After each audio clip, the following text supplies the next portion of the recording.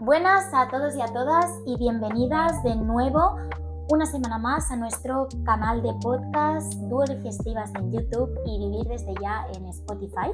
Este capítulo nos parece súper interesante ya que al final hay un pedacito de todos vosotros, de todas vosotras, ya que vamos a dedicarlo a contestar preguntas que nos habéis hecho durante esta semana. Y creo que va a salir un episodio muy interesante porque hay temas muy diversos en los que vamos a ir abordando y vamos a ir dando nuestra opinión. Es cierto que en algunas pues hay casos un poquito más específicos, que bueno, al final iremos contestando buenamente lo que podamos. Exacto. Y lo que veamos que se puede contestar de forma general y lo que no, pues a consulta.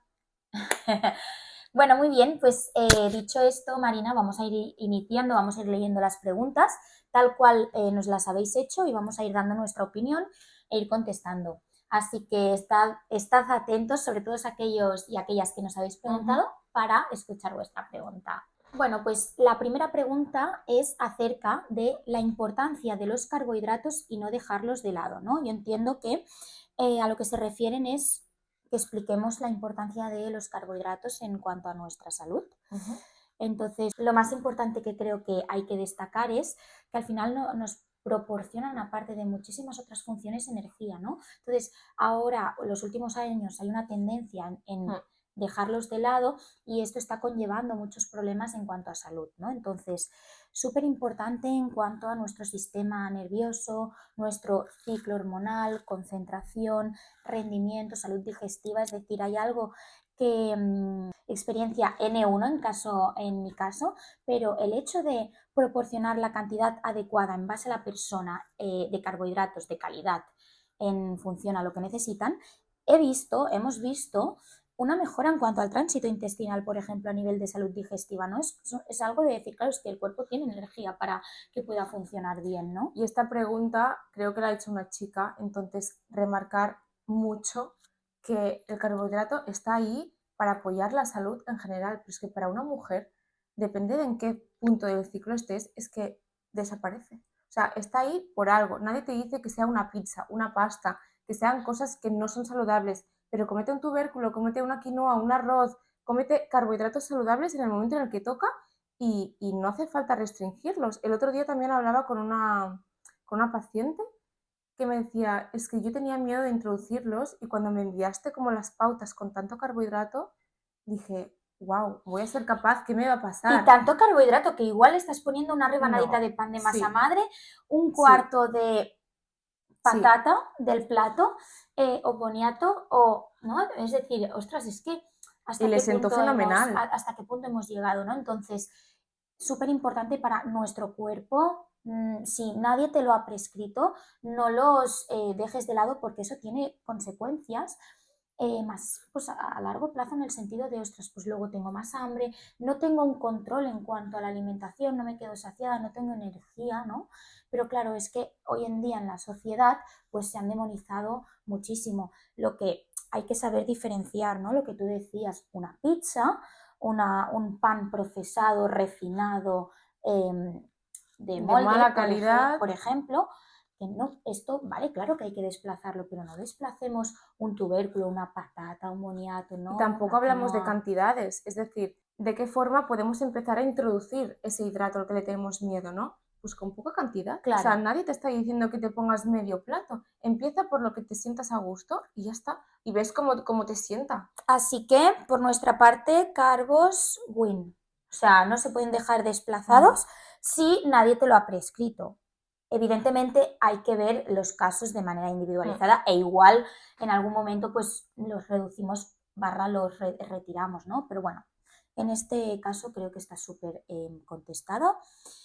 Siguiente pregunta, comer por emociones fuertes, ¿no? Entiendo que va un poco perdida en cuanto a si está bien comer en ese punto en el que sientes esta emoción de voy a abrir la nevera o no está bien, lo entiendo así.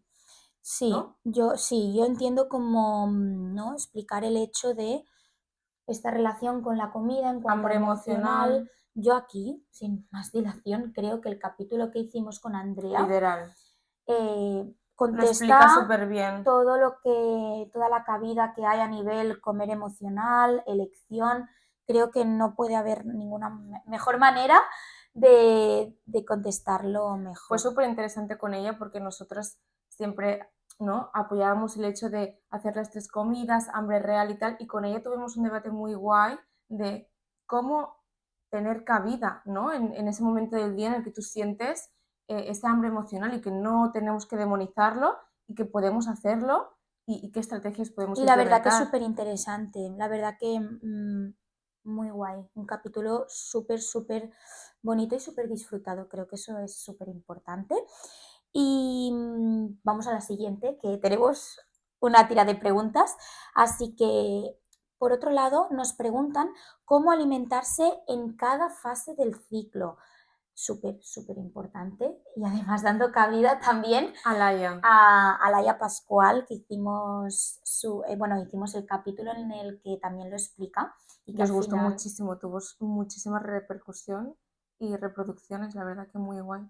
aquí es súper importante darle punto y entender que las mujeres somos cíclicas y somos súper cambiantes y es normal porque en una fase folicular las hormonas que vamos a tener elevadas son súper diferentes que en una fase lútea, en el punto de ovulación, entonces la demanda energética o la demanda de diferentes nutrientes también va a ser diferente, ¿no? Entonces eso hay que entenderlo y sobre todo para las mujeres deportistas también es súper importante entender que en la fase folicular pues vamos a tener más tendencia, ¿no?, a, como se dice, ser más quemadora de hidratos, a diferencia de la fase lútea, ¿no? Pues esto es importante entenderlo.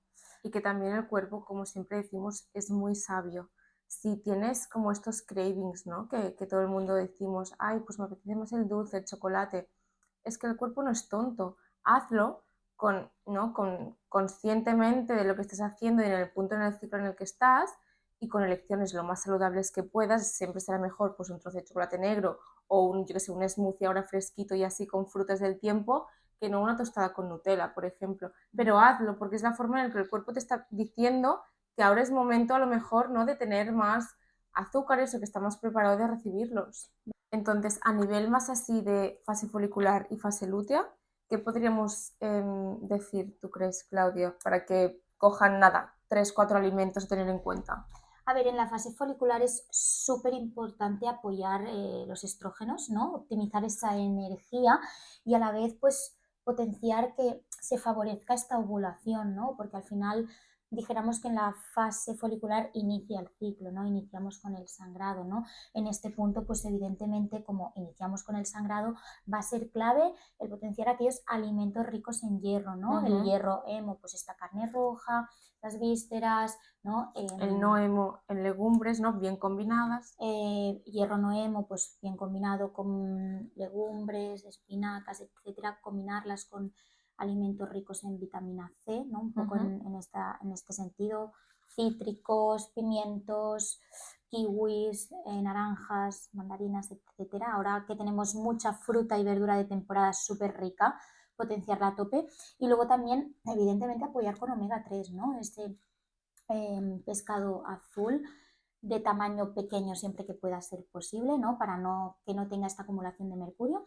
Luego también pues tenemos nueces, semillas, etcétera, ¿no? En esta fase folicular es sobre todo lo que plantearía, ¿no? Al final se está desprendiendo el endometrio y se está inflamando esa zona, ¿no? Aparte de estar perdiendo nutrientes, que ahora apoyaremos con hierro y así, pues todo lo que sea poder desinflamar. Totalmente, va a ser clave. Y evidentemente, y yo para mí, clave en toda la fase del ciclo también esos antioxidantes que nos van a ayudar en todos los sentidos, ¿no? A rebajar esa oxidación, a mejorar, ¿no?, esta inflamación, frutos rojos, arándanos, moras, fresas, frambuesas, todo esto nos va a ayudar muchísimo, porque luego ya pasamos ovulación y iniciamos, ¿no?, esta fase lútea. ¿Qué es lo que potenciarías sobre todo en esta fase, Marina? En esta fase, sobre todo, cuidar mucho todo lo que es el estado emocional, que también es cuando tenemos estos cravings que decíamos antes, y oxigenar mucho la zona y todo lo que es apoyar la progesterona, ¿vale? Para preparar el futuro nuevo ciclo. Okay. Ahí, pues todo lo que es el magnesio, el triptófano, el calcio que le podemos encontrar en sardinas, en brócoli, todo lo que son almendras, lácteos, ¿no? Que ahí podemos encontrar también varias cositas a nivel de vitaminas de grupo B también, en carnes. Aquí también sería interesante, ¿no? Estos carbohidratos complejos, es decir, pues esta patata que tanto nos gusta, prebiótica, ¿no? Con este almidón resistente, estos carbohidratos integrales, legumbres, ¿no? Aquí van a ser clave potenciar también estos carbohidratos complejos. Así que yo creo que con esto damos súper contestada la pregunta. Sí que es cierto que luego pues podemos indagar en base a la sintomatología que pueda tener la mujer. Siguiente pregunta que nos hace también una chica. Nos dice, ahora se dice que no a 5 comidas, pero a mí me va mejor para no llegar con ansiedad. Pues perfecto, nos parece ideal. Al final, yo creo que aquí va a ser clave de decir, si para tu bienestar te va mejor hacer 5 comidas, va a ser ideal. Es decir, a nivel ideal, pues bueno, podemos mejorar, pero no, está O sea, eso ideal. de siempre, ayuno, sí, no. O sea, de forma general nosotras apoyaremos una decisión, pues que si a ti después me dices que te va mejor hacer 5 comidas y no 3, por un tema de ansiedad, por un tema de que no llegas bien a nivel de saciedad y apetito, porque tienes más ejercicio físico entre medio, hazlo. Va a ser clave. Yo hay algo que a lo largo de estos años pasando visita que he aprendido mucho y es que evidentemente nosotras tenemos todos los conocimientos adecuados, ¿no? Todo lo que vas viendo y vas leyendo en la literatura científica, todo lo que vas aprendiendo, ¿no? Todo lo que es fisiológico para un bienestar mejor, ¿no? Que hay una línea, pues está claro que luego tú tienes que plasmar esto a la realidad y en consulta. Entonces, el querer seguir una línea sin mirar, sin abrir bien la visión y entender el contexto de esta persona, no le va a ayudar. Entonces, es algo que creo que es importante entender que no hay que por qué hacer 3 comidas. De forma general puedes potenciarlo, pero oye, ¿y si a ti te va mejor? Pues eso va a ser tu bienestar. Entonces, creo que eso es importante poder plasmar en la realidad, de decir, vale, pues vamos a apoyar otras cosas para que tú te puedas beneficiar.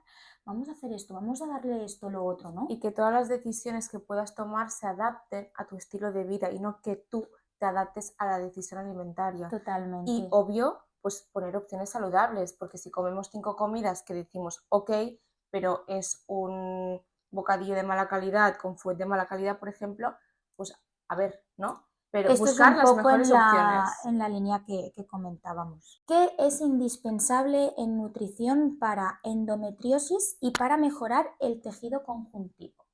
A ver, Puntos clave.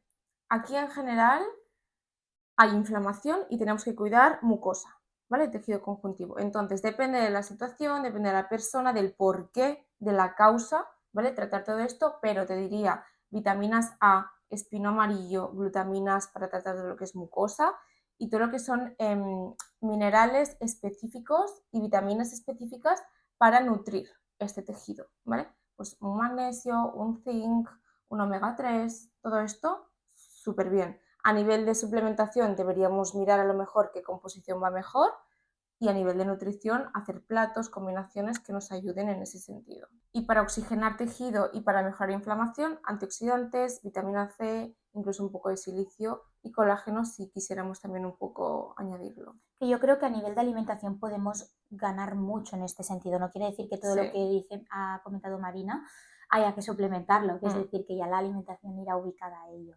Sí. Y para el tema hormonal más endometriosis, aquí es todo un mundo acudir a un profesional y que te ayude específicamente a mejorar ese síndrome. Sí. Vale, siguiente pregunta. ¿Cuál es el mejor desayuno para antes de entrenar / competir?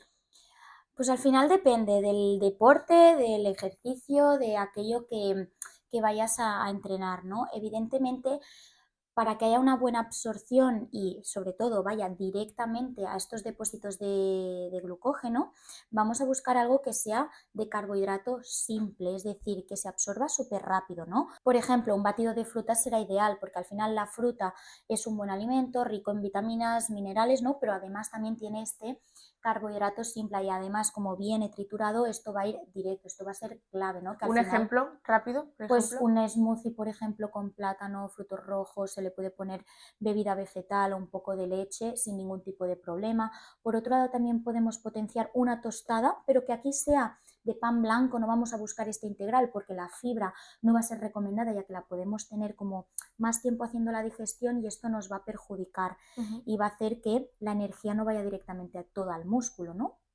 Y la podemos combinar con una proteína magra, un pavo, un jamón, ¿no? En este Aquí sentido. también los lácteos a lo mejor seguramente serán mejor desnatados, ¿no? Sobre todo si hay poca tolerancia digestiva, a lo mejor. Esto ya al final depende del contexto Vale. de cada persona. Yo suelo recomendar más, no hay problema en dar lácteos potencialmente, pero bueno, Yo como no domino tanto como tú, suelo recomendar ya igual más una bebida vegetal de avena, que al final no deja de ser o de arroz, ¿no? ese carbohidrato, ¿no? Y al final viene triturado y nos puede ayudar más siempre y cuando la tolerancia sea adecuada. Pues lo que decimos, esta tostada y la acompañas de un plátano, va a ser ideal. ¿Qué es lo que no vamos a recomendar, ¿no? También por otro lado, pues los integrales, grasas, aunque sean saludables, pero tardan más tiempo en digerirse, todo lo que son aguacates. No interesa tanto. Exacto, el huevo está ahí un poco en el límite y evitaremos todo, sobre todo fibra y evidentemente lo que no hayas probado nunca, porque igual estás en la competición, te has hecho una tostada con un huevo que te parece, ¿no?, que puede ser genial y oye, tú no la toleras bien, pues que lo hayas entrenado previamente. Yo creo que estas cositas son básicas a nivel de ejemplos. Súper. Vale, siguiente. Alguien nos pregunta, hay gente que dice que no pasa nada si es aceite bueno. Dice, yo lo tiro cada 2 veces de uso, es decir, lo usa 2 veces y entonces lo tira. ¿Por qué no aceptan que hay gente que considera esa grasa mala? A ver, yo entiendo, así un poco pupurri, pero yo entiendo que está preguntando que si es bueno o no, o en qué punto debo tirar o no el aceite, ¿no? Y sobre todo yo veo aquí la importancia de decir y explicar que es obvio, prioritario escoger un buen aceite, ¿vale? Pero también es muy necesario explicar que el punto en el que se oxida un aceite ya deja de ser bueno. Da igual que sea de oliva o de girasol. Eso sí que es importante tener en cuenta que al final el aceite a altas temperaturas tiene este punto de oxidación, ¿no? Y entonces yo creo que aquí hay un concepto erróneo en cuanto a la población en general y es que la gente se cree que hay que freír y que hay que usar más de varios usos este aceite de girasol y es todo lo contrario. Si nosotros revisamos la literatura científica, el aceite que más aguanta altas temperaturas es este aceite de oliva virgen, ¿no? Entonces es importante que, bueno, pues depende de qué uso le haya dado al aceite, puede usarlo más o menos. Yo, de forma general, si es un aceite de oliva virgen extra bueno, pues al final no vas a tener tampoco problema, pero tú ya ves el punto de oxidación, ya ves el color, ya ves, ¿no? Un poco en este punto, si ya se oxida, evidentemente ya no va a tener ese beneficio que tan bueno tiene el aceite de oliva virgen extra. Por lo tanto, 2 usos normalmente suele ser adecuado, lo veo bien, pero Y si bueno. no se oxida y la pregunta ¿es malo o no utilizar ese aceite? Obviamente no, porque hay mucha gente que me dice, yo no pongo nada de aceite o un poquito porque no es malo, es un súper buen aceite, si es de oliva virgen extra, ¿no? No es nada malo. Y para el tema de oxidación, a veces, y si no te importa que el sabor se mezcle un poco, un aceite de coco también es muy estable. En cuanto a cocinarlo, es un aceite que si usas bien la temperatura, cuesta más de oxidar. Entonces, Bueno, a ver también un poco al gusto. Sí. ¿Ensalada por la noche, sí o no? Depende, ¿no? Esto al final creo que va a ser una de las respuestas como sin quererlo más repetida, ¿no? Al final, si no hay ningún problema digestivo, te sienta bien y te apetece, lo veo genial. Se ha puesto y se ha demonizado mucho la ensalada, pues porque retiene líquidos. Para mí esto, si no hay ningún problema digestivo y te sienta bien, ahora que hace más calor, una ensalada de tomate o una ensalada fresca, pues me parece una cena ideal, rápida, fácil y que incluso si venimos como acalorados y demás, nos puede sentar genial. Yo sí que con temas digestivos, mi forma de ser y de pensar, no es la primera opción que recomendaría. Al menos no una ensalada como yo la entiendo de hojas verdes, lechuga, o sea, como la hoja verde y lo que más me puede costar digerir es algo que yo por la noche moderaría. A lo mejor si lo que dices, unas rodajas de tomate con aguacate, con algo como más digestivo, sí. Y en casos donde hay limitación digestiva, si no, adelante. Claro, y dependiendo también del contexto, de cómo sea tu digestión, igual no hay ningún problema digestivo, pero tienes tendencia a tener unas digestiones más lentas sin ningún tipo de problema. Pues en este caso no te recomendaría una ensalada, por ejemplo, iceberg, con diferentes alimentos crudos. Igual podemos potenciar unas hojitas de rúcula, con lo que dices, ¿no? Unas rodajitas de tomate, por lo que a ver, tampoco hay ningún estudio ni ninguna afirmación de que potencie que haya la ensalada por la noche te potencie una retención de líquidos. No, el problema estará en otro lado, no en esta ensalada. De forma general, yo suelo recomendar que las ensaladas se potencien más al mediodía y la verdura cocida pues más por la noche. Yo Pero bueno, también. esto al final depende de la persona, lo adaptaremos, pero yo creo que más o menos un poco en la línea. Siguiente pregunta. Cibo de sulfuro. ¿Qué carnes y pescados puedo comer? ¿Café sí o no? Estoy muy perdida. A ver, en un SIBO de sulfuro la recomendación será reducir el sulfuro de la alimentación, ¿no? Pues evidentemente las carnes rojas son ricas en sulfuro, ¿no? Pues por lo tanto lo que vamos a hacer es reducirlas en cierta medida, ¿no? Pues en las primeras semanas, pues en la línea de lo que hemos ido comentando, pues vamos a reducirla y ya la incorporaremos. Tema proteínas, pues lo que comentábamos, las proteínas magras no hay problema potencialmente.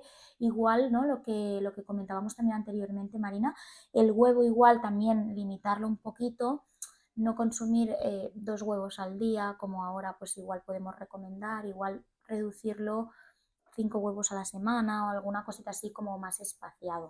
Yo te diría a nivel de proteína animal, lo que has dicho, carne roja, moderarla bastante porque tiene bastante azufre, carne magra, un pollo, un pavo, pues sin problema, embutidos también reducidos y el huevo es la yema lo que llevará más problema, el huevo duro también suele llevar más problema, entonces para el resto, tema verduras, pues las que tengan más azufre, un puerro, una cebolla, un espárrago, cositas así, moderarlas y si no te sientan bien. Si te Claro, yo sientan creo bien, que esto individualizarlo en este punto.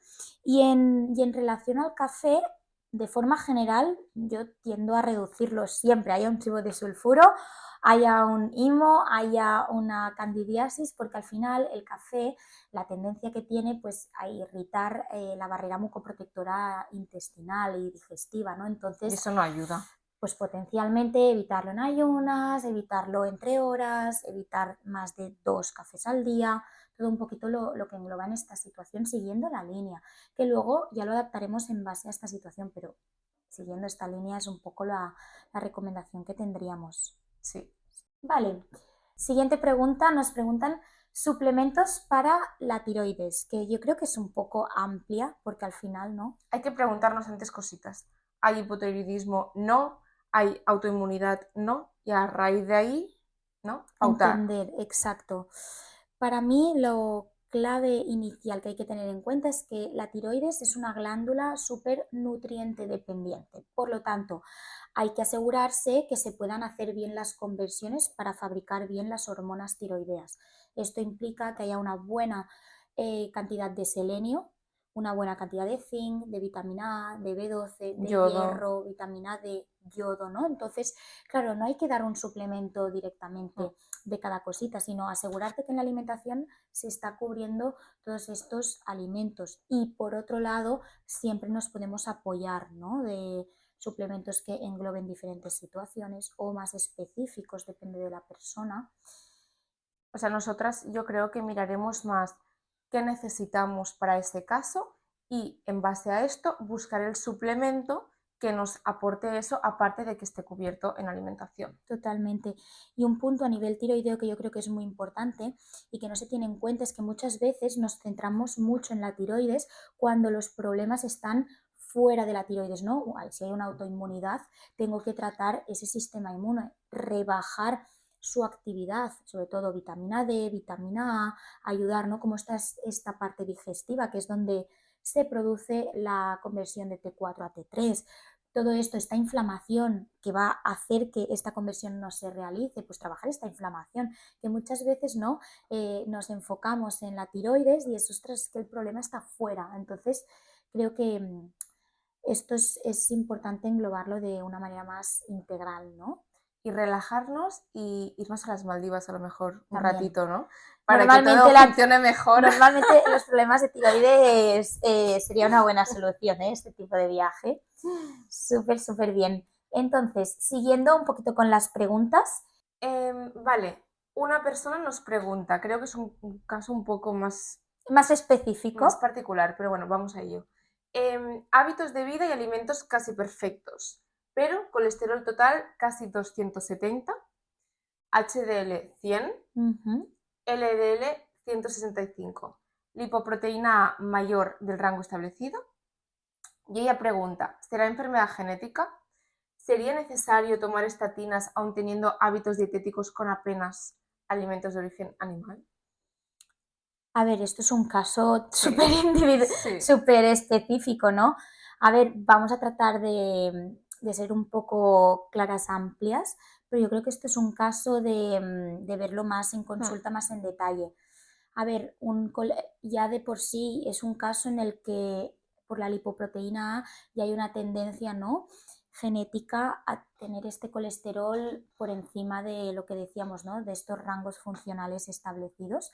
A mí no es una situación que, entre comillas, me preocupe, sí que veo que es un caso que hay que ir controlando porque probablemente estos receptores de colesterol están disminuidos en el caso de esta persona y sobre todo pues ayudarnos con, como la alimentación por lo que comenta parece que es bastante adecuada, pues nos podemos ayudar con alguna suplementación más de arroz rojo con coenzima Q10, ¿no? Como un poquito estas cositas a nivel de alimentación. Omega 3. Ayudar a que, bueno, pues que se pueda absorber mejor.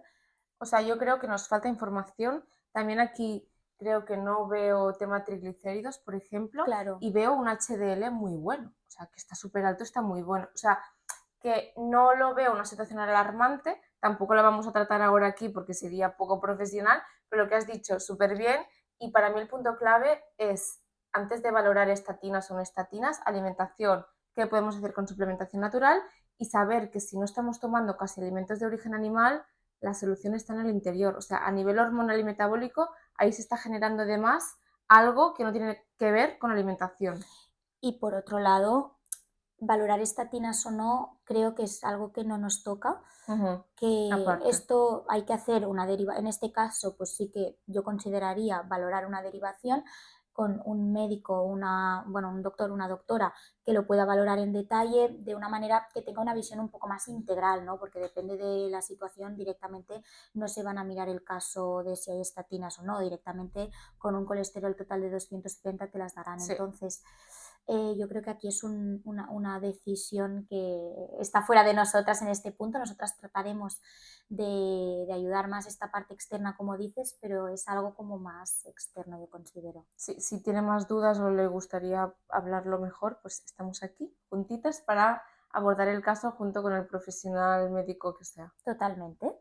Siguiente pregunta. Creo que también hemos dejado los casos así que nos preguntan. En este caso es una chica que nos pregunta acerca de abordaje en caso de SOP en concurrencia con amenorrea hipotalámica y antecedentes de TCA.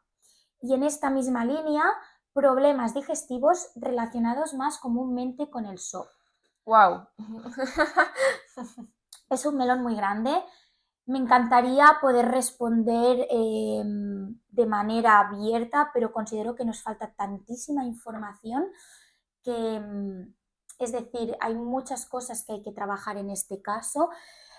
Ver dónde está la raíz de esta Veo un tema menorrea. emocional bastante fuerte. Hay algunos antecedentes de TCA que seguramente estarán relacionados con esta menorrea. Este SOP también, evidentemente, está potenciando tanto esta situación digestiva, tanto esta situación, ¿no?, a nivel de amenorrea. Entonces, claro, hay que desgranarlo todo y ver un poco por dónde iniciar, porque en casos como este hay chicas que igual hay que trabajar primeramente este trastorno de la conducta alimentaria para que todo lo demás pueda fluir, o hay en situaciones en las que este trastorno de la conducta alimentaria está mucho más trabajado y podemos ir más a trabajar más este SOP, esta menorrea, darle un poquito más de caña en este sentido.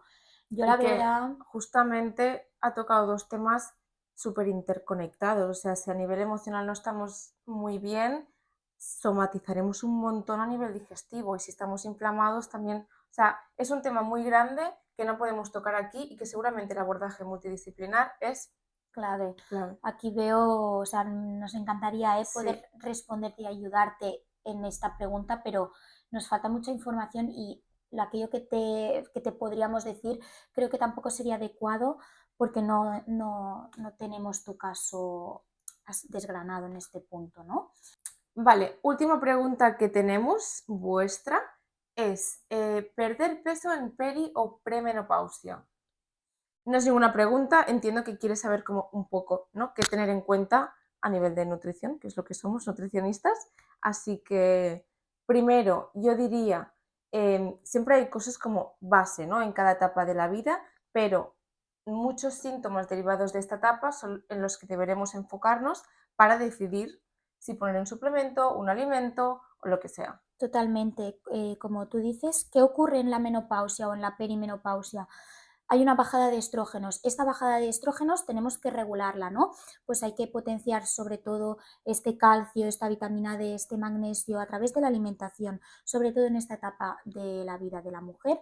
Lo que hay que potenciar es nutrientes. Lo que muy comúnmente hacemos es desplazamos alimentos porque queremos perder peso, desplazamos a alimentos y no le damos lo que necesita. Y aquí entra un problema de estancamiento. Por lo tanto, aportar nutrientes más específicos, el calcio para los huesos, que se pueda fijar con la vitamina D, súper importante para que tenga una buena función este magnesio. Y a partir de aquí, pues ver en qué punto está en función a clínica de posible menopausia, pues sofocos, insomnio, ir como ayudando en función de la sintomatología que te pueda llegar a tener la mujer en cuestión. O sea, lo que tenemos que tener como foco principal es que hay una bajada súper grande de estrógenos y eso deriva a síntomas y a consecuencias. Entonces, según los síntomas que tú manifiestes, porque puede que no los manifiestes todos, pues ahí vamos a poner el foco. Y todo lo que son cosas que todos ya sabemos más, pues el tema es fitoestrógenos, que son pues unas sustancias activas que pueden ayudar, ¿no?, a que esta bajada de estrógenos no sea tan potente y que los llegue a imitar un poco, ¿no? Pues ese tofu, esos edamames, tempeh, algunas semillas, frutos secos. Sí, y al final quitar la etiqueta que cuando entramos en la menopausia hay que prepararse porque voy a coger mucho peso. Bueno, no La tiene fin del por qué. mundo. No tiene por qué, ¿no? Al final depende de la mujer, de la situación. Evidentemente, pues el cuerpo tiene tendencias y tiende a cambiar, a modificar, pues como todas las etapas de la vida, pero vamos a apoyarlo y vamos a ayudarle a que entre en este punto de la mejor manera posible. Así que yo creo que todas contestadas. Así que si tenéis cualquier duda, cualquier pregunta y os ha gustado este tipo de capítulo, hacérnoslo saber y realizaremos otro en breves. Y nada, que tengáis una buena semana. Nos vemos la próxima. ¡Mua! Adiós.